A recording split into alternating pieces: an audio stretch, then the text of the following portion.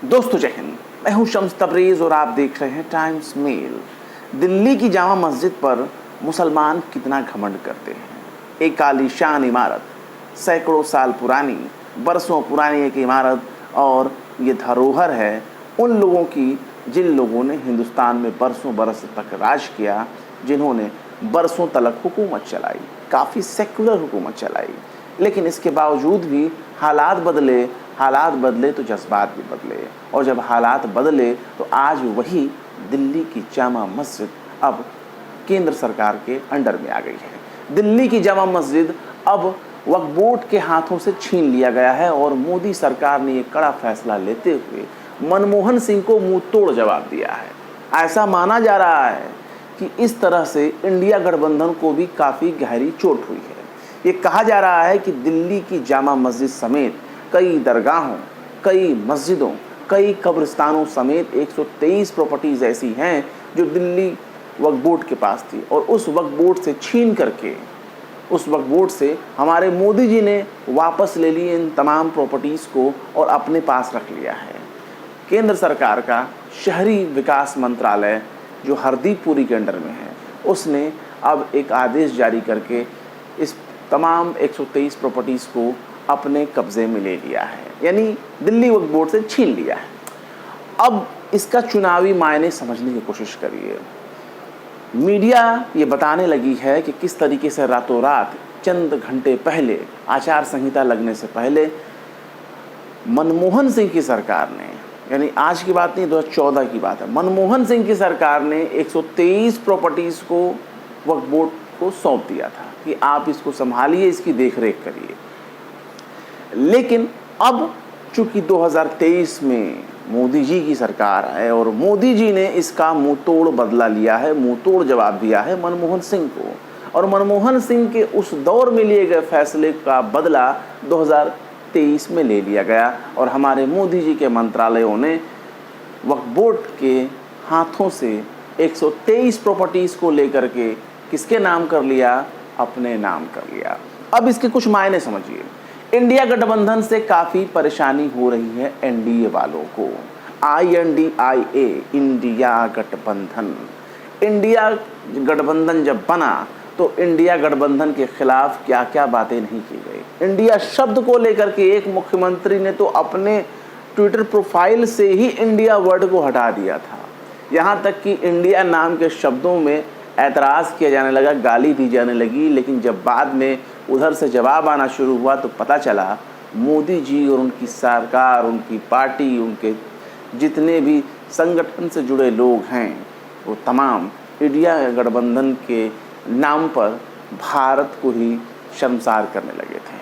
अब ये समझा जा रहा है कि 123 प्रॉपर्टीज़ को ले ली, जिसमें दिल्ली की जामा मस्जिद भी शामिल है। ये जामा मस्जिद मुसलमानों की धरोहर मानी जाती है, इस्लामिक धरोहर मानी जाती है, बाकायदा भारत की अपनी धरोहर मानी जाती है, जो पहचान है कि सैकड़ों साल गुजर जाने के बावजूद भी एक इमारत किस तरीके से जिंदा जावेद खड़ी है, और ये दिखाने की कोशिश कर रही है आज के नायाब आर्किटेक्ट को कि देखो एक इमारत है, एक इमारत जिस दौर में ना MBA होते थे, ना टेक्निकल इंजीनियर होते थे, ना BTech होते थे, ना IIM IIT वाले होते थे, उसके बावजूद भी कुछ लोग ऐसे भी थे जिन्होंने पुल बनाए, बांध बनाए, ब्रिज बनाए, बड़ी बड़ी आलीशान इमारतें बनाई, चाहे वो अंग्रेज़ ही क्यों ना हो। वो धरोहर का हिस्सा है उनकी प्रॉपर्टीज़ भी। आज बड़ी बड़ी प्रॉपर्टीज़ उस तरह के नहीं बनाई जा रही हैं, लेकिन अब इस चीज़ को समझने की कोशिश करिए। ये भी हो सकता है कि वक्फ बोर्ड से उन प्रॉपर्टीज़ को लेने के पीछे एक मकसद छिपा हो सकता है किसी मित्र को देने के लिए चीज़ें ले ली गई हो कि अब रख रखाव केंद्र सरकार नहीं करेगी, वक्फ बोर्ड नहीं करेगी। ये भी हो सकता है कि अब कोई ना कोई मित्र सामने आएगा और उस मित्र को कुछ साल के लिए ये दे दिया जाए कि लो भैया तुम संभालो, जैसे तुम एयरपोर्ट संभालते आए हो, जैसे तुम रेलवे स्टेशन संभालते आए हो, उसी तरीके से 123 वक्फ प्रॉपर्टीज़ भी हैं, इसको लो, संभालो, इसका मुनाफा कमाओ। ये भी हो सकता है, मेरा अंदाज़ा है, व्यक्तिगत मेरा अंदाज़ा है। इसके पीछे और भी कुछ मकसद हो सकते हैं। लेकिन इसके साथ ही अगर आप सोशल मीडिया पर गौर करें तो पूरा माजरा समझ में आ जाता है। ये मामला है तुष्टीकरण का। गोदी मीडिया 2014 में मनमोहन सिंह की सरकार को तुष्टीकरण बताते हुए ये बात कह रही है, लेकिन उनको ये समझ में नहीं आ रहा है कि 130 प्रॉपर्टीज़ जो हैं वो धरोहर है देश का, और उसका ताल्लुक़ रहा है मुसलमानों से और मुस्लिम बादशाहों से। उसका ताल्लुक़ है मुस्लिमों के कब्रिस्तान, मुस्लिमों के मज़ारात, मुस्लिमों के दरगाह, मुस्लिमों के मस्जिदें। ये क्या चीज़ें हैं?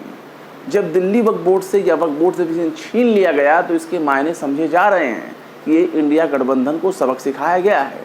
मनमोहन सिंह को भी सबक सिखा दिया गया, केजरीवाल को भी सबक सिखा दिया गया, वक्फ बोर्ड को भी सबक सिखा दिया गया, और इसके साथ ही ये मैसेज दे दिया गया उन लोगों को जो इन चीज़ों को बहुत घमंड करते थे, बहुत ज़्यादा गुमान किया करते थे, और इसके साथ उन लोगों को संतुष्टि मिल गई है जो बात बात में एक शब्द आता है मुल्ला, और मुल्लों को जो चूड़ी टाइट करने की कोशिश करते हैं, यानी अब मुसलमान को मुसलमान नहीं कहते, उनको कहते हैं पंक्चर पुत्र, उनको कहते हैं शांति दूत, चढ़ाने के लिए नाम लिए जाते हैं, उनको कहा जाता है मुल्ला, मुल्ली, ऐसे शब्द यूज़ किए जाते हैं।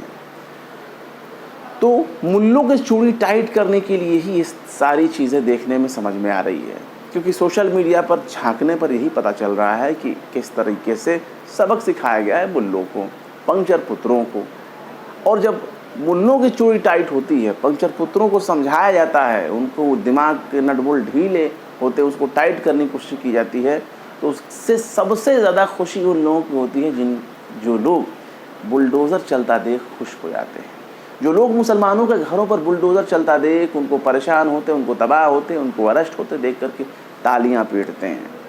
आपको याद होगा बागेश्वर धाम, मध्य प्रदेश, छतरपुर में बागेश्वर धाम, आपको याद होगा बागेश्वर धाम के धीरेन्द्र शास्त्री, एक बार उनका मैंने एक वीडियो देखा था ट्विटर पर, जिसमें बुलडोज़र के नाम पे वो तालियां पीटते नज़र आए।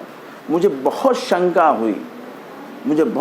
हुई कि आखिर इनका वजूद क्या है, इनका असली वजूद क्या है।